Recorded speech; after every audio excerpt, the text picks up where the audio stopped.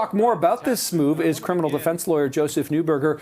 Joseph, appreciate you joining us to talk more about this morning. It's interesting, this whole idea of reverse onus. Correct me if I'm wrong. I thought this first came up with the Harper government years ago, and then it got changed, and now it seems like the Liberals are kind of going back to it. Yeah, it's a bit of a deja vu. So there was amendments to the criminal code, specifically the bail provisions, where if somebody is out on an indictable offense, so they've committed, let's say, a break and enter in the Crown's proceeding by indictment, and they commit a further indictable offense, again, another serious offense, then it's already a reverse onus under the provisions for bail.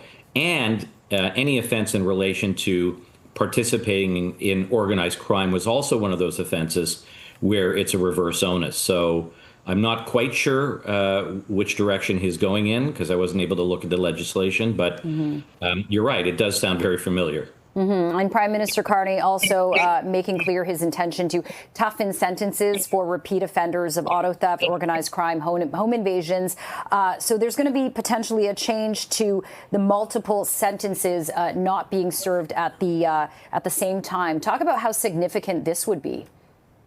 If he makes it mandatory that if an individual who is convicted of certain serious offenses have to serve the sentences consecutively, then that is significant. A judge has the power now to sentence an individual and then have sentences essentially stacked, served consecutively, or as they call it, concurrently, if the global sentence is sufficient.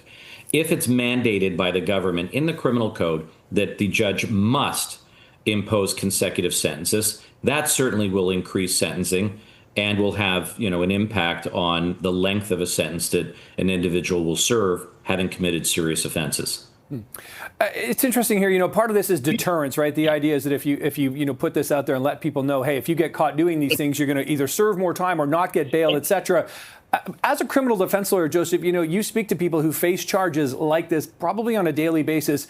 How much are they aware of laws, of changes to laws? How much is deterrence really a factor in the mindset of people who commit crimes? That is an excellent question. So in my 32, almost 33 years of practicing, I find deterrence is, symbolic, but does not have a major impact, because individuals who commit certain offenses, particularly those who are involved in organized crime activities, whether they're home invasions, carjackings, etc., do not, comb through the criminal code to look at the potential penalties. So it's more symbolic in nature. I think you have to deal with what is an appropriate sentence for an offense, and then look at apprehension as being the most effective way of dealing with crime. Now, we're hearing from the Canadian Civil Liberties Association saying that there's no evidence that bail causes crime. What's your take on that? Well, we've seen certainly a number of individuals who have been released on multiple bails who've committed very serious offenses, still committing offenses. So in that regard, there is recidivism, and it's of concern to the community. So I understand that. The rate of reoffense while on bail is not as high as one would think.